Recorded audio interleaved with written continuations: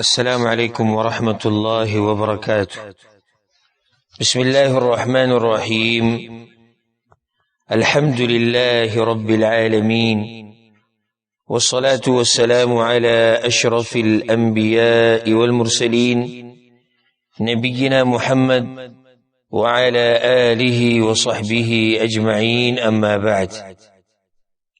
ده امام نووي رحمه الله پدی مبارک کتاب کې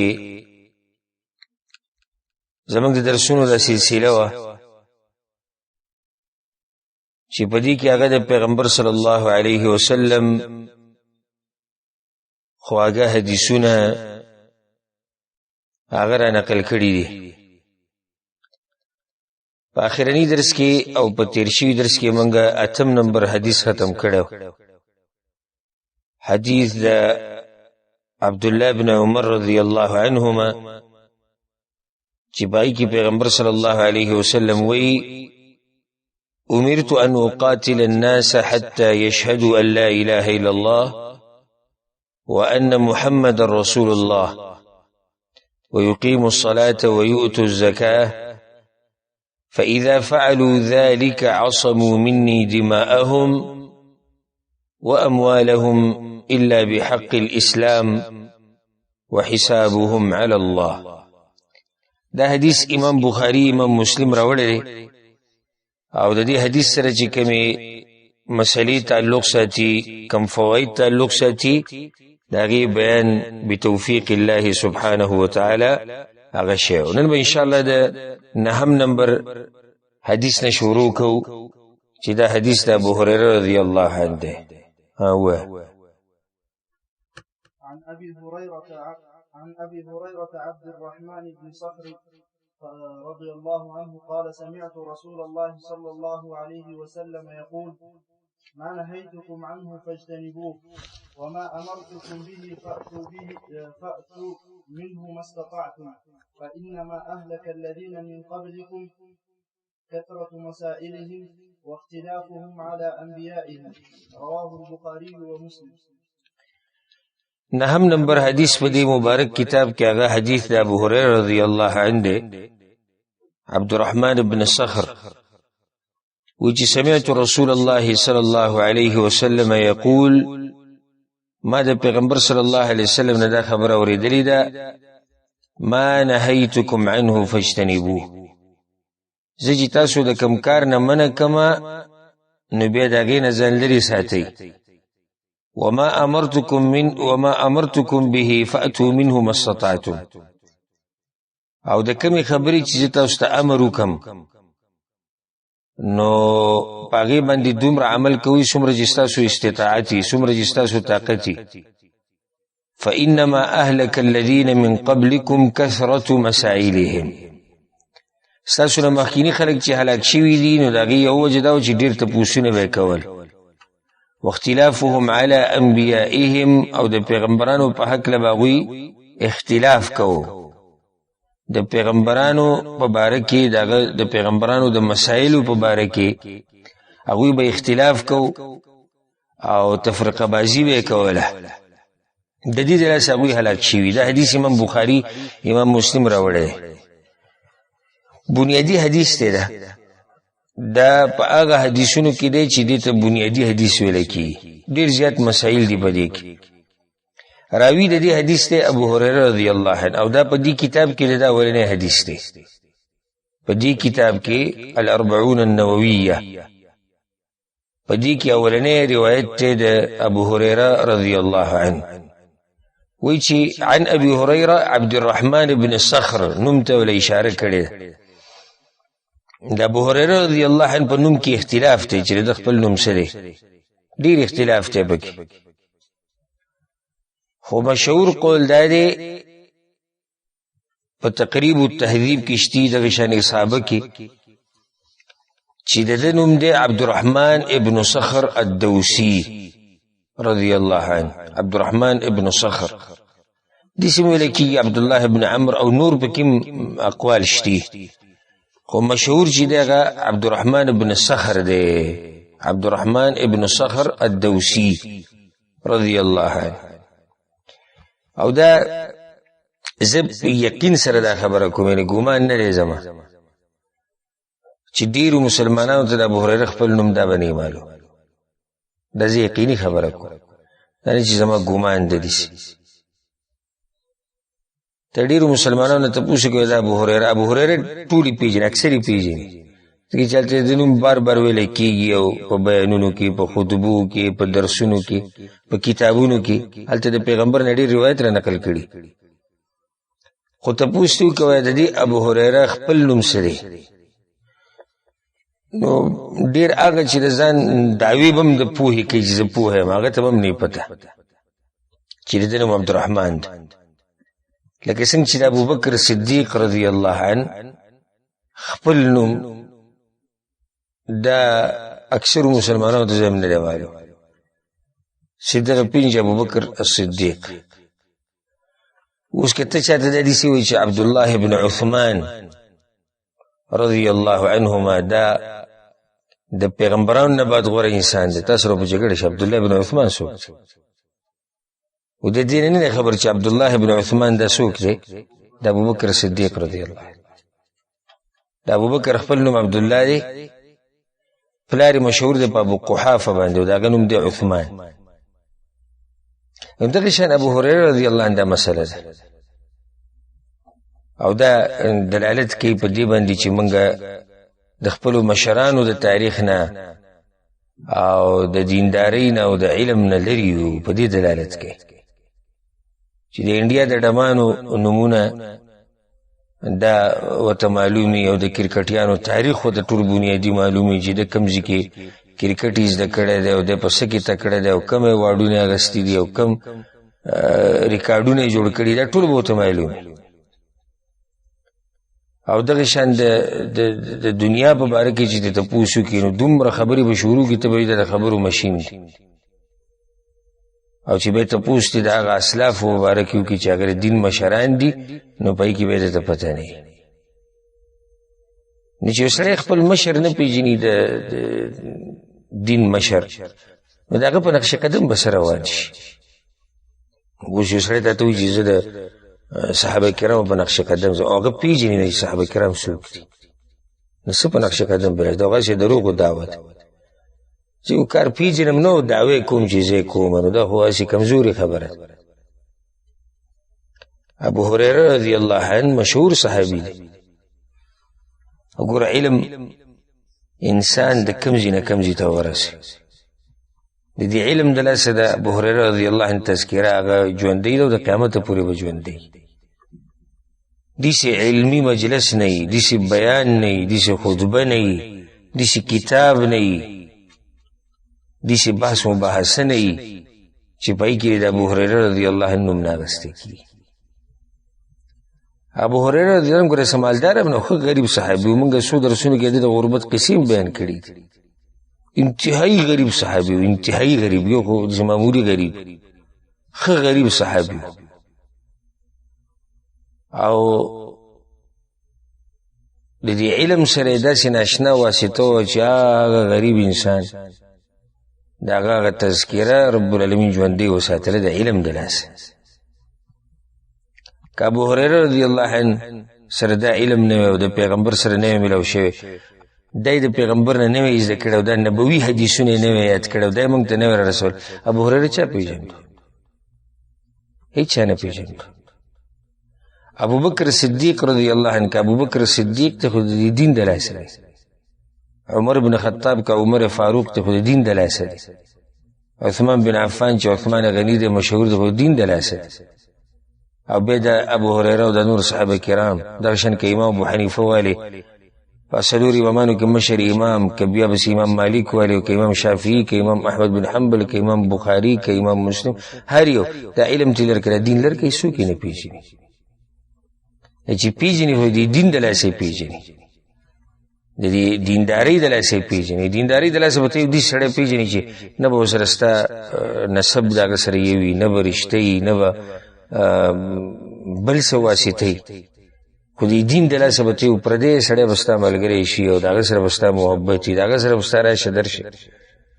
نو دین کې ډیر لوی عزت پروت دی، په علم کې ډیر لوی عزت پروت دی چې الله سبحانه وتعالی چاته نصیب کړي.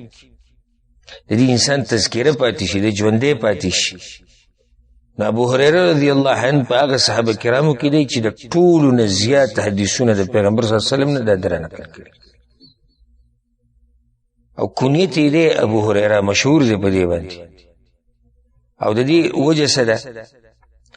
چې دته د کنیت ویل کېږي او یا د مشهور دی په ابو هريره باندې. نو امام ترمذي روایت راوړی عبدالله ابن رافع نه، هغه ما د ابو هريره نه یو پیر تپوس وکړو چې لما کنیت ابا هريره، ته ولې لکه ابو هريره د کنیت په تا باندې ولې ایښودی شوی، د دې څه وجه ده؟ نو ابو هريره رضی الله عنه ورته دا وجه ذکر کړې ده، كنت ارعى غنم اهلي، ما به د خپل اهل دپاره د خپلو خلکو دپاره بیزې ګړې ساتلې. فكانت لي هريرة صغيرة، زما سره وړونده کې پیشو وه.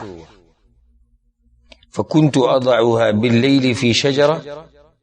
د شپې به ما هغه په ونه کې کېنوله. فاذا كان النهار ذهبت بها معي فلعبت بها، د ورځې به ما ځان سره بوتلو چې زه به چېرته تلم ګړې بیزې مې بوده، پیشو به ما سره تله. فکنوني ابا هريره، نو هغوی ما له کنیت کېښودو څه ابا هريره. هريره پیشو ته وایي. داسې م ویل کېږي وایي دله دا کنیت چا ایښودی دی؟ پیغمبر صلی الله علیه وسلم. خو هغه داسې مضبوطه خبره نه ده، ځکه چې د دې روایت نه داسې واضح کېږي او ښه واضح روایت دی چې دا نوم په ده باندې چا ایښودی دی؟ د خپلوانو پې ایښودی. هغه وایي فکنوني ابا هريره، خپلوانو بیا ما ته دا کنیت کېښود. مطلب د پیغمبر سره د میلاوېدو نه مخکې د ابو هريره و، د پیغمبر سره د ملاقات نه مخکې د ابو هريره و. نو د دې نه دا مسله واضح کېږي چې دا خبره مضبوطه ده. اگر که دا ویل کېږي چې دته د ابو هريره کنیت د پیغمبر صلی الله علیه وسلم ایښودی دی، والله اعلم. خادم په کوم کال اسلام قبول کړی؟ خیبر غزا په موقع باندې د اووم کالو، د شویم کالو اووم کال. ادرک من الاسلام 4 سنین، څلور کاله صرف په اسلام کې تیر کړي. یعنی اسلام کې څلور کاله عفوا څلور کاله د پیغمبر صلی الله علیه وسلم په ژوند کې تیر کړي. په اسلام کې دی و چې د پیغمبر سره څلور کاله تیر کړي، بیا وروسته وخت چې تیر کړي پیغمبر صلی الله علیه وسلم وفات شوی. دا معنی ده په دې څلور کالو کې د پیغمبر صلی الله علیه وسلم نه ناشنا علم زده کړي. تقریبا څلور کاله دي چې کله د مسلمان شو، نو د پیغمبر سره تقریبا څو کاله تیر کړي؟ څلور کال. او په دې څلورو کالو کې د ناشنا علم د پیغمبر صلی الله علیه وسلم زده کړي، ناشنا علم یې زده کړي. په صحیح بخاري کې یو روایت دی، ابو هريره رضی الله عنه وی ما یو پیر پیغمبر صلی الله علیه وسلم ته وی چې یا رسول الله انی سمعت منك حدیثا کثیرا فانساه، یا رسول الله زه تا نه ډېر حدیثونه اورم خو بیا رانه هېر شي. وی ما ته وی چې ابسط رداءک، دا خپل صادر خور که. وی ما صادر خور کو، پیغمبر صلی الله علیه وسلم لاسونه داسې چونګونه ته جوړ کړو، هغې ته داسې ور واچول، بیا یې راټول کړه دا صادر. وی ما چې راټول کړو فما نسیت شیئا بعد، د هغې نه بعد بیا ما نه څه شی نه دی هېر شوی. چې کله دا لاسونه داسې چونګونه ته جوړول او د دې دغه ته ور واچول، علم راټول که علم ابو هريره، راټول کړه علم ای ابو هريره. نو د هغې نه بعد دی وایي چې زما نه بیا څه شی هغه نه دی هېر شوی، هېڅ خبره ما نه دی هېره شوې. ټوله شپه به ناست علم ته، ټوله شپه. او ځکه دا خبره مشهوره ده چې علم له به ټول ځان ورکړي، نو تاله به څه نه څه درکړي. زمونږ وایو چې مونږ به څه نه څه ورکړو، خو چې زما نه شیخ الاسلام ابن تیمیه جوړ شي. زه به د ورځې داسې یو څو منټه، هفته کې داسې چې کله نه کله ګینټه، همداسې پالتو همته کې ټایم که میلاو شي، خو چې زما نه ګډ شیخ جوړ شي، بیا راځي زموږ خوا ته تپوس کوي یاره مسلې مې ذهن کې نه کېږي. نو تا څومره وخت ورکړی چې مسلې ستا ذهن کې نه کېږي؟ چې کله نه کله وایي درس کله چې کتاب یو پاڼه وګورو. ته چې ځان پوره ورکړي که نه او ځان ښه ورکړي، نو علم به درله لږ څه درکړي. ابو هريره رضی الله عنه د شپې به رونولې کېناستو به ځکه د پیغمبر صلی الله علیه وسلم وصیت کړی وي تر کله کوه ویتر ماسوتر مانځنه باندې د خوب نه مخکې کوه ولې ځکه چې په دې یاره دی به راپانیسي سهار اذان ته به نږدې راپاسې کېږي چې ستړی د ویتر وخت به ترې تللی نو ځکه ورته پیغمبر صلی الله علیه وسلم یو وصیت دا کړی و چې ته ویتر د خوب نه مخکې کوه ولې ځکه چې دی به د شپې ناست حدیثونه به یادول شپه به ټوله په دې کې ورونه کړه نو پیغمبر صلی الله علیه وسلم ورته دا طریقه وښوده ښه دې حدیث کې دي چې ابو هريره رضی الله عنه پیغمبر صلی الله علیه وسلم وایي چې ما نهیتکم عنه فاجتنبوه زه چې تاسو د کوم کار نه منع کوم نو د هغې نه ځان لرې ساتئ دا عظیم حدیث دی او بنیادی حدیث دی اصل کې د دې حدیث ګوره یو سبب دی د دې حدیث د پیغمبر صلی الله علیه وسلم د دې خبرو کولو یو سبب شته هغه دا دی چې په صحیح مسلم کې روایت دی پیغمبر صلی الله علیه وسلم خطبه کوله او په دې خطبه کې دا وایي چې ایها الناس قد فرض علیکم الحج فحجوا ای خلکو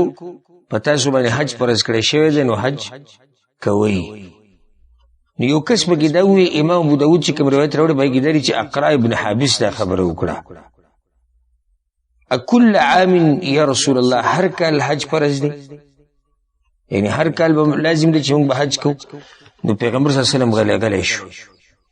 حتی قالها ثلاثا هغه درې پیرې دا سوال وکړو اکل عام هر کال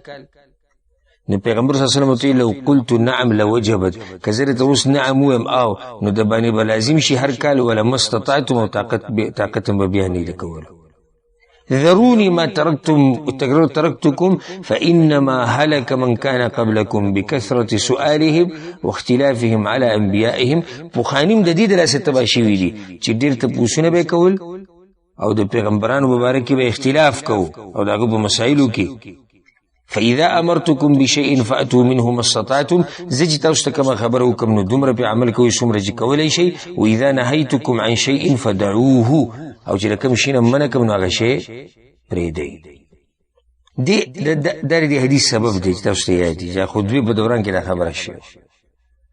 و دې حدیث کې دی چې ما نهيتكم عنه فاجتنبوه چې تاسو د کوم کار نه منکم نو هغه کار څه کوي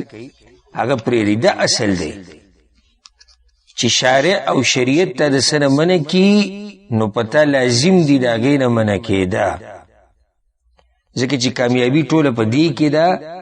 چې ته منع شي د هغه څه نه چې شریعت ته منع کړی لکه ګوره الله چې کله شراب حرام کړو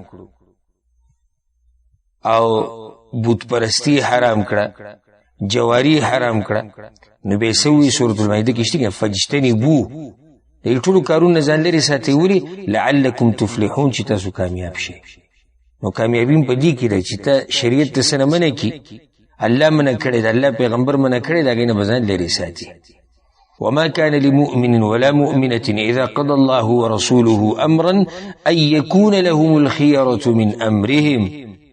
الله وی یو مؤمن سره او مؤمنه خزه دوی سره د اختیار نشتی چې الله او د الله رسول دی او فیصله وکړي او دوی د بیا خبرې کوي د اختیار موږ سره دا نشتی الله چې د یو کار امر وکړو او په موږ واجب کو نو زموږ سره به اختیار نشتی دا واجب دی او چې رسنه منع کړي هغې نه منع کېدل لازم دي په دې کې موږ سره اختیار نشتی دلته دا خبره مې یاده کوي چې کم کار نه منع کړي نو دا غینه به مطلق ځان منع کوي ځکه چې په منع کېدو کې څه سختي او څه تکلیف نشتی که نه شتي به کې تکلیف هلته ګوره څه وي په دغه کې په را به شي اوس دا فایده به بیان کو چې کم کار درته زه ووایم نو څومره یې کوئ څومره چې ستاسو طاقت وي او د کم نه چې مې منع کړي یې داسې ویلي چې دومره ته ځان منع کوي چې څومره طاقت ولې ځکه چې دا پرېښوده څه دي دې کې مشقت نشتی په پرېښودو کې مشقت نشتی دې ته علما وایي که نه وایي دا صرف محض کف دی کف یو شي نه ځان بندول دي بس او د یو شي نه ځان بندول او ځان منع کول په دې کې څه مشقت نشته، ځکه چې دا مجرد ترک دی، دا کار پرېښودل دي بس. اوس داسې کېدی شي لکه یو سړي باندې زور زبردستي وشي چې ته به دا ګناه کې، لکه څوک به زور زبردستي وکړي چې شراب بس کې، هلته به یې نشي پرېښودل. دا بیا جدا مسله ده، دغه استثنایي حالات دي. خو موږ عامه خبره کوو چې یو ګناه پرېښوده، شریعت چې ته د څه نه منع کړی نو ته د هغې نه منع کېدی شي، مکمل به تې ځان منع کړې. دا پکې نه شي زه به طاقت ته ګورم، دلته طاقت ماقت خبرې به نه کړي. او شریعت وایي زنا مه کوه، سړی وایي زه به طاقت ته ګورم. نه مه کوه، دې کې څه دي، خو پرېږده که نه څه پکې لګي دې طرف نه، هېڅ پکې نه لګي. دلته پیغمبر وایي چې ما نهیتکم عنه فاجتنبوه، زه چې تاسو د څه نه منع کړم نو د هغې نه ځان منع کوي، د هغې نه ځان لرې ساتي. منهیات چې دي، منهیات دا فایده یې ده کوي. منهیات معنا شریعت چې ته د څه نه منع کړی، په دې کې صرف پرېښوده کافي دي، نیت د دې دپاره شرط نه دی، نیت دې دپاره شرط نه دی. لکه اوس ته چې یو کار کې نو د هغې دپاره څه پکار دی؟ نیت پکار دی. خو منهیات چې دي، کوم کارونه شریعت ته منع کړی، هغه چې ته پرېږدې پای کې نیت ته ضرورت نشته. لکه چې سړی د شراب نه څښي نو نیت ته ضرورت دی نه چې زه شراب نه څښم، یا زنا نه کوي، یا دروغ نه وایي، یا دوکې دړکې نه کوي، یا داسې بیا پسې ځه. خو که چېرته نیت وساتي نو الله به له اجر ورکوي، دا فایده یې ده کوي. لکه نیت ته پکې ضرورت خو نشته، خو که یو سړي نیت وساتو نو الله به له اجر ورکوي. څنګه نیت وساتي؟ خالص د الله د رضا لپاره، په دې اجر میلاوي. که دا نیت نه وي نو نه، لکه فلا له ولا علیه، که نیت یې ونه کړو فلا له ولا علیه، یعنې نه ورته څه ګناه میلاویږي او نه ورته څه اجر میلاویږي. خو که نیت یې ورسره وکړو بیا ورته اجر میلاویږي. لکه اوس یو سړی د هغه وایي چې زه نشې نه کوم. په دې کفارو کې داسې خلک شته که نه چې نشې نه کوي؟ شته به، هغه هم نشه نه کوي، دی زه هم نشې نه کوم. خو دی ورسره نیت دی او زړه کې دا دی چې د نشې چې زه نه کوم، دا د الله د یېرې نه کوم، ځکه چې دا شریعت حرام کړي. نو اوس دته په دې باندې څه میلاویږي؟ اجر به ورته میلاویږي. بیا پیغمبر صلی الله علیه وسلم وایي چې وما امرتکم به فاتوا منه ما استطعتم، او زه چې تاسو ته یو کار امر وکړم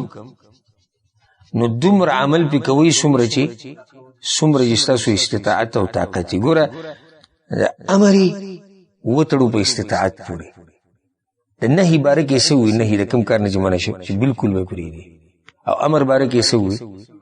چې څومره طاقت یې. ولې؟ وجه دا ده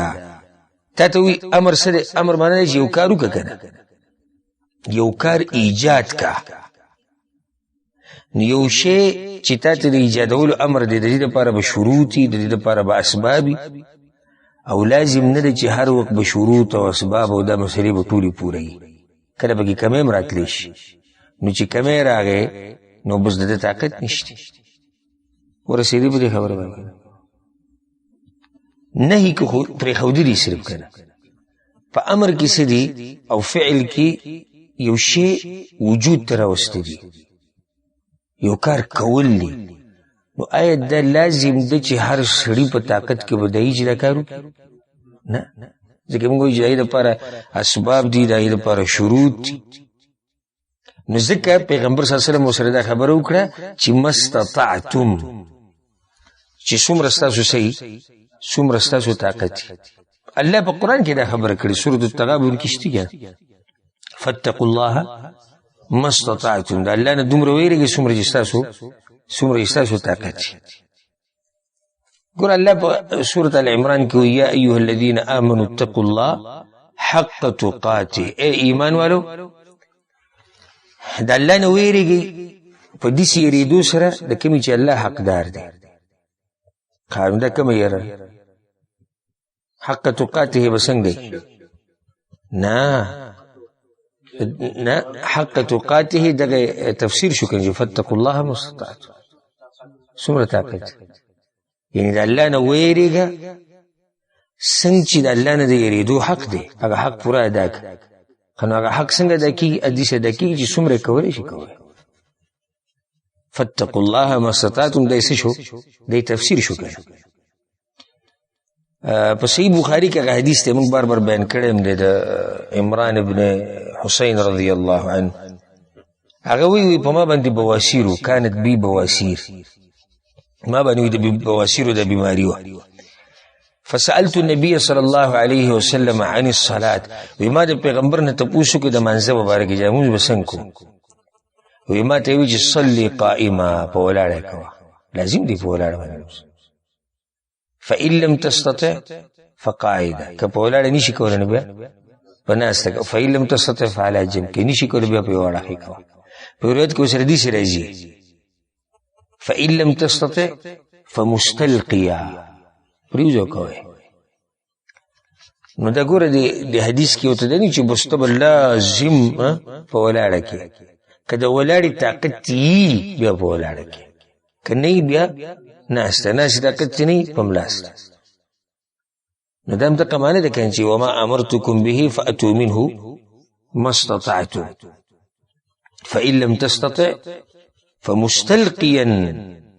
لا يكلف الله نفسا الا وسعها غریبت کو سره دام دي الله په نفس تمره بوجي دي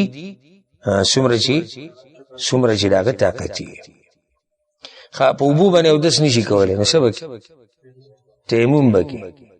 د بیماری د لاس روجی نشي نه ورسته ونیس او که بیماری همیشه د پاره به ورسته کفاره ورک خو سړی حج نشي کولای مطلق او مطلق بل کس وکیل کولای شي کنه بعضو حالاتو کې کله نه چې کله د مال طاقت او د بدن نه نو بیا وکیل جوړولی شي چې کله بالکل طاقت نه څنګه وکیل جوړ وکیل او وسور کېم کوي چې د مال طاقت او د بدن طاقت نه نو بیا وکیل جوړ کا د مال طاقت نشتی او د بدن نشتی حج پی نشتی یو سړی دی ویر مال لا سره نشتی خرچه را سره نشتی او بدن می خیر او غرمړ ته حج کولای حج به نشتی دا معنی دا فاتو منه ما استطعتم پیغمبر وی زته اوسه وکاروم یو کار امر دل درکم نو دومره کوي څومره چې تاسو طاقت به سبحان الله ګور د الله دی رحم او کرم ته حیران بشي لکه اوس شریعت ته خبري امر کړي او ته نشي کولای معذور الله ذل اجر پورا درکړي لکه حدیث کې درځي امام احمد راوړي امام بخاری راوړي اذا مرض العبد او سافر كتب له مثل ما كان يعمل مقيما صحيحا یو سړی دی بیمار شو یا مسافر شو الله بل اجر پوره لیکي دا عمل هغه د چیرو کوو او یا کله چې د مقیم کوو هغه اجر به ته پوره ملوي روایت کې دي سره امام احمد راوړي وان العبد اذا كان على طريقه حسنه من العباده دا به شرط دی لکه هر سړی ته اجر نه ملوي اجر چاته ملوي چې مخکې دا کار کوو دا نه چې ته بیغمه پروت کمبل دې بازار ټټ کړی د شپې چې تاجود لیکل کی او زه بیمار نه او ته چې روغ ته نه کوو چې روغ ته تاجود د عبادت نه دی کړی ته چې مقیم ته نه دی کړی دلته ځکه دی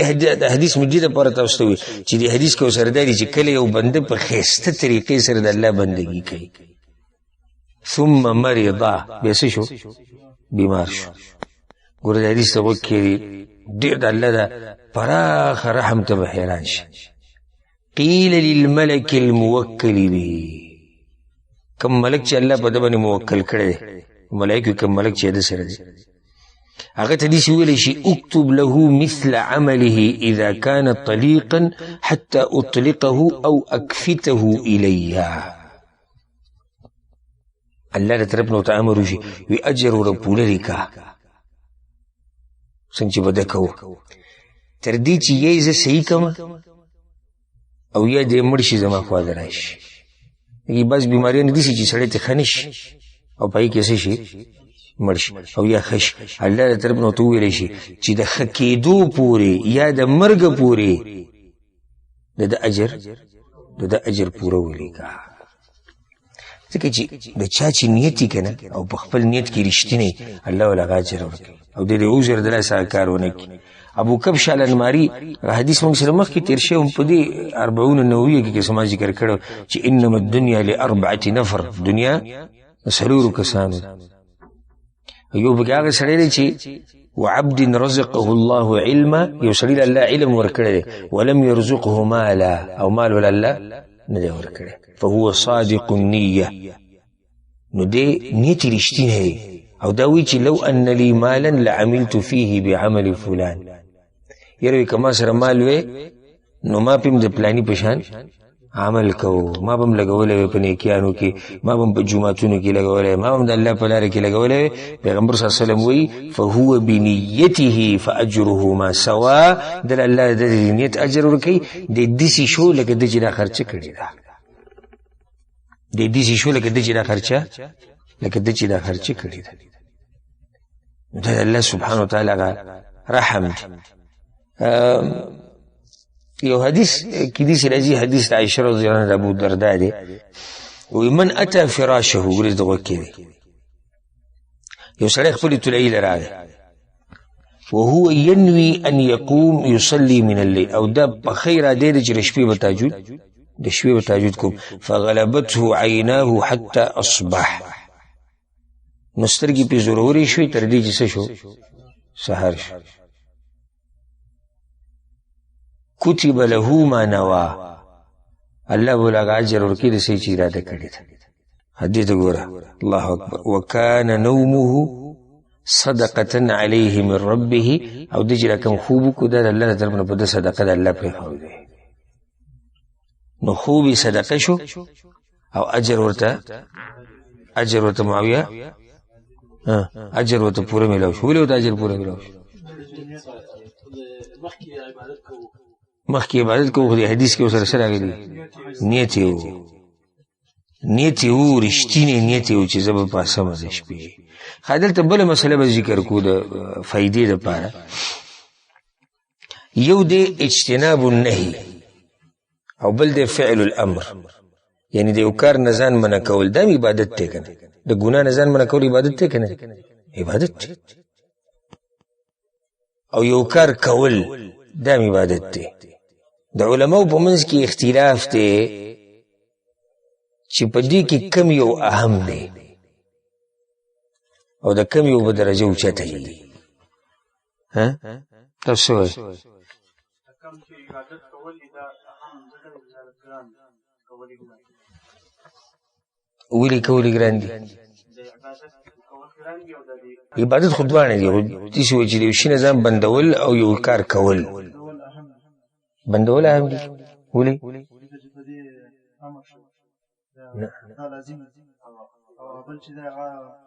هغه استطاعت پوری تړلی شي دوی چې د نهي د یو شي نه ځان بندول وي دا به اهمي ځکه چې شریعت ته وی چې ځان ته بالکل بند کا او په امر کې یو کار باندې امر باندې ته وی چې یره استطاعت ته څومره یې نو دومره کوه ها ته بس ستا جواب مخه جواب دی دا اهم دی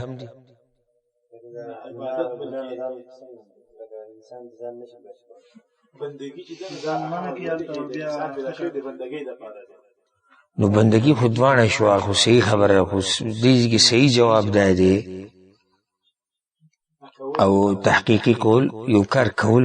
دا اهم دی دا اصل دی ولی ځکه چې دې ته ویل کېږي امور وجودیه یو کار وجود کې راوستو دا د دین اصل دی دین کې عمل کول په دین کې د موږ وایو کنه ایمان څه ته وایي ایمان په جواب باندې اقرار په زړه کې عقیده په اندامونو باندې عمل نو دا خو د ایمان اصل دی اگر کله مسله متوستوي چې د اختلافي ده، اگر کله مسله څه ده اختلافي ده، خو تحقیقي قول لري چې اکثر محققین هغه ترجیح ورکي هغه دا چې د یو کار کول دا اهم دي او زورور دي د دینه چې ته د یو کار نه ځان بند کې. والله اعلم. حدیث کې ګوره دا فائدہ موږ ټولو ته ملاو شو او دا فائدہ ته مخې ته رااله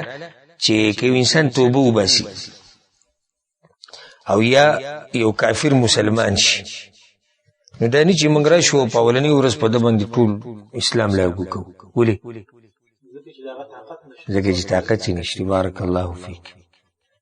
هلته پیغمبر صلی الله علیه وسلم څه وویل؟ زه چې تاسو د یو خبرې امر وکړم نو دومره یې کوئ څومره چې کولی شي. اوس یو سړی دی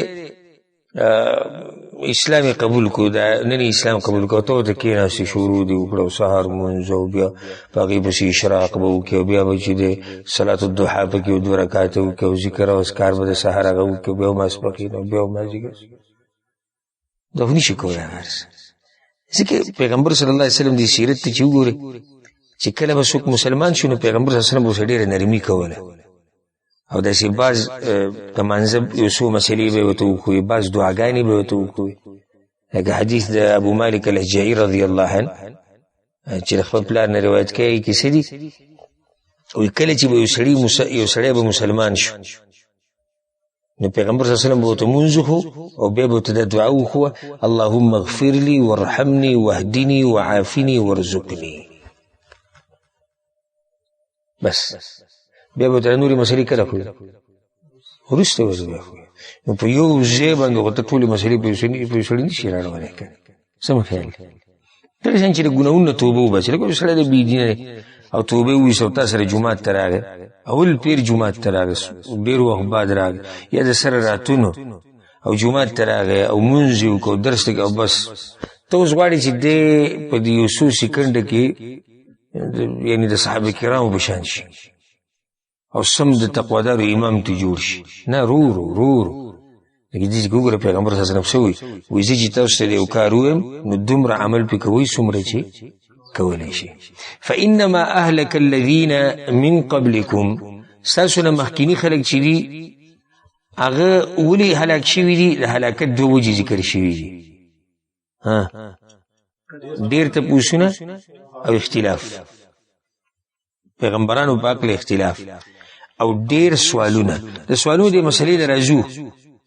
خو اختلاف یې ګوره دلته ذکر کړی. نو په دې حدیث کې دلیل دی چې اختلاف او تفرقه بازی او ډلې جوړول په شریعت کې، تنظیمونه جوړول، مذهبونه جدا کول دا ناروا دي او پوخانیم د دې ځله څه تباه شوي. الله په قرآن کې څه وایي؟ واعتصموا بحبل الله جميعا ولا تفرقوا. د الله رسۍ ټول مضبوط راونیسئ. د الله رسۍ څه ده؟ د الله دین مضبوط راونیسئ. ولا تفرقوا، په ډلو کې به نه تقسیمېږي. ان الذين فرقوا دینهم وكانوا شیعا، الله وی کوم خلکو چې خپل دین ډلې ډلې کړی دی، تقسیم کړی دی او په مذهبونو کې او په تنظیمونو کې او په هر څه کې تقسیم شوي دي. لست منهم فی شیء، ای پیغمبره ستا ته دوی نه بیزارې، ته د دوی نه څه بیزارې، ځکه چې ستا په طریقه نه یې روان. ولا تکونوا من المشرکین من الذین فرقوا دینهم، او مه کېږئ د مشرکانو په شان هغه چې خپل دین یې ټول ټوکړې ټوکړې کړی دی. یو نصیحت ټولو مسلمانانو ته چې ګورئ اختلاف او ډله بازی، تنظیم پرستی، مذهب پرستی، شیخ پرستی، امام پرستی، دې ټول نه به ځان لرې ساتي. ګورئ امت اسلامیه ته چې دې خبرو څومره نقصان رسولی دی دومره ته بلې خبرې نه رسولی. نن سبا دا امت چې په ډلو ډلو کې تقسیم شوی دی او په مذهبونو کې تقسیم شوی دی او په تنظیمونو کې تقسیم شوی، ستاسو څه خیال دی چې دې دلاسه امت مضبوط شوی دی؟ کمزوری شوی دی امت. ځان به لرې ساتي د ډلو نه، ځان به لرې ساتي د فرقو نه. زمونږ بس زمونږ دغه دین د اسلام، دغه مذهب دی، دغه فرقه دی، دغه هر څه دی. قال الله وقال الرسول وقال صحابه الله سوي الله پیغمبر سوي صحابه کرام سوي د دین چې څومره امامان دي مشران دي حق پرسته هغه ټول زمون امامان دي ټول زمون مشران دي خو دومره دي چې چا خبره کمزوري د دلیل پرانا کې نو هغه خبره سره د ادب او احترام پریږدو زمونږ جی پلانې امیر صاحب دی زمونږ جی پلانې امیر صاحب دی داغه د پاره داغه د جنډې نه لاندې مرګ دی داغه د جنډې نه لاندې ژوند دی زنده باد او مرده باد زمونږ جنډه دا دغوی جنډه دا زمونږ تنظیم کې ته دنه نه یو ته دغوی تنظیم نه وته دا کیسې نشته په شریعت کې او دې د اسلام ته نقصان رسیدلی الحمدلله یو سلفیت ته د سلفیت د منهج نه د اهل حدیث توب او چې صحیح معنی باندې سره اهل سنت والجماعت کې ځان شمار کی کنه نو د دې قصونه بدن بالکل بیا لري ساتي او د دې نه بسپای په سلفیت کې دا کسی نشته چې ګوره دا پلانې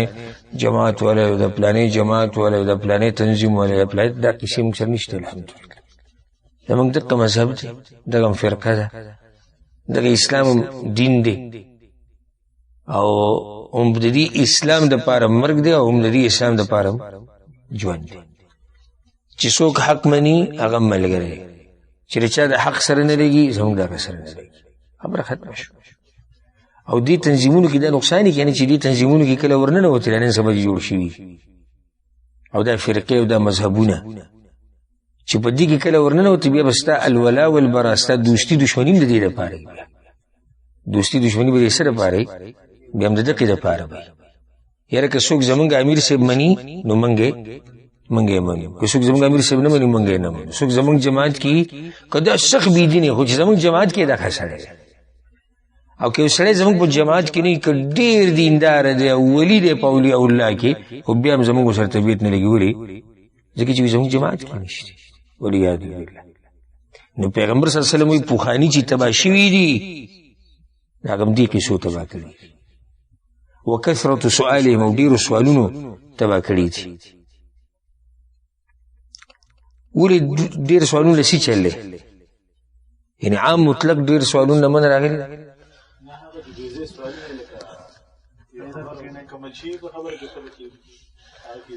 سوالونه ګوره الله په قران کې منع کړی دی یا ایها الذين امنوا لا تسالوا عن اشیاء ان تبد لكم تسؤكم ای ایمان والو تپوس مکوې دا غشینو مبارک کې تخکاری شینو بیا به باندې بدولې د ډیرو سوالونو نه من راغلي یو ډیر سوالونه بل هغه سوالونه لکه یو حدیث کې دي راځي امام ابو داود راوړی نه چې نه النبي صلی الله علیه وسلم عن الغلوطات هغه سوالونه لکه لا یو کار شوی نه دی بعض فقه په دې کتابونو کې دي چې فرضي مسائل دي فرض کا کدیسی فرض کدیسی فرض کدیسی فرض د دې باره کې سوالونه کول او دا قسمه مسلې د دې نه من راغلي ده د غشن سوالونه کول د زد او د عناد په بنیاد باندې د دې نه من راغلي هغه سوالونه چې هغه فائدہ مني او هغه ته ضرورت نو هغه کول سحرج نشته الله چې کله د آیت نازل کو چې سوالونه مکوي ډیر او دا هغه خبرو مبارکي چې راته ښکاري شي نو بیا به بد وګڼي لکه یو حدیث کې دي سیم راځي چې پیغمبر صلی الله علیه وسلم نه یو پیر دومره تپوسونه وشو دومره تپوسونه چې د بازو شینو تپوسونه تیم شو هغه دغه نه وخوخ سوالونه ډیر زیات شو وی فلما اکثر علیه غضب کله چې سوالونه ډیر زیات شو نو پیغمبر صلی الله علیه وسلم غوسه شو او به دوی سلونی عما شئتم سچم خوخی تپوس کوي له غوسې نه وي یو کس وکوي وی من ابي ما پلار څوک پیغمبر صلی الله علیه وسلم ته ابو حذافه سبلار حذافه بیا بل پاسه زما ابي وبکی زما پلار کوم ځای کې جهنم کې الله وتوحي وکړي چې د پلار کوم ځای کې جهنم کې دي سره هغه طبيعت دغه شنو ولې دې ته پوښتنه کې نبی ابو صحابه کرام ډیر احتیاط کوته آیت به نازل شو تر دې چې مخکې موږ سره د 40 النوویه درسونه کې موږ ذکر کړو چې صحابه کرام به ته پوښتنه نه کول ها چا به کول ها چې کوم باندې نه راغلو دې باندونه جبرائیل هغه به ته پوښتنه کول بس صحابه کرام هغه لدی سری شوتي ورکولي پیسې بزرګ څه بزرګ د پیغمبر نه دا تپوسو کې اسی دا رشوت روا ده که ناروا ده د دین د زده کړې لپاره نو بس صحابه کرامو به داسې کار کوو چې د مدینې نه بهر نه به څوک باندې چي راتو نو هغه به له سمال ورکو وی د پیغمبر نه به دا تپوسو کې چې موږ هم دا واورو نو داسې قسمه سوالونو نه من راغلي ده او داسې قسمه سوالونه نه دي کول پکار چې هغه یا فرضي یا د ضد او د عناد په بنیادي او یا ډیر جوور په یو مسله کې نه وته چې ضرورت وته نه سب پکې سړی ورننه دا ویل دا څنګه دا کل دا هغه ضرورت وته نشي دومره جوور سره سي په دې مسله کې ها اوس کې ضرورت وته راشي لکه اوس په صحیح معنو سره او په صحیح طریقې سره د علم پرانا کې بحث وشي مناقشه وشي مدارسه وشي او په کې سوالونه وشي په دې کې حرج نشته هم د دین علاوه وایو د دې دلته پیغمبر صلی الله علیه وسلم وی چې پوخانی خلک سړي پوخانی خلک تباشي وي په دې سره د حدیث مکمل شو څوک د حدیث ویل غواړي به وه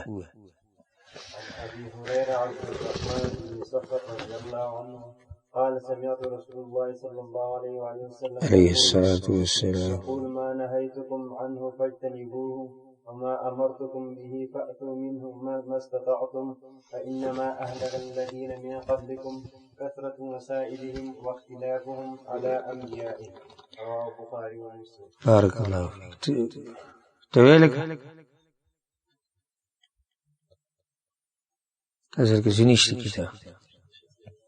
أولي تو محكوة. عن أبي هريرة عبد الرحمن بن صخر رضي الله عنه قال سمعت رسول الله صلى الله عليه الصلاة والسلام ما نهيتكم عنه فاجتنبوه وما أمرتكم به فاتوا منه ما استطعتم فإنما أهلك الذين من قبلكم كثرة مسائلهم واختلافهم على أنبيائهم تويلك عن أبي هريرة عبد الرحمن بن صخر رضي الله عنه قال سمعت رسول الله صلى الله عليه وسلم يقول ما نهيتكم عنه فاجتنبوه وما أمرتكم به فأتوا منه ما استطعتم فإنما أهلك الذين من قبلكم كثرة مسائلهم واختلافهم على أنبيائهم رواه البخاري ومسلم. بارك الله فيكم ورزقكم الله علما نافعا. دې سره د درس اختتام ته ورسېدو نه هم حدیث پوره شو الحمدلله. روان درس کې ان شاء الله د 10 نمبر حدیث نه شروع کوو. الله سبحانه وتعالى دې موږ ټول ته علم نافع نصیب کړي. هذا والله اعلم وصلى الله وسلم على نبينا محمد وعلى آله وصحبه اجمعين.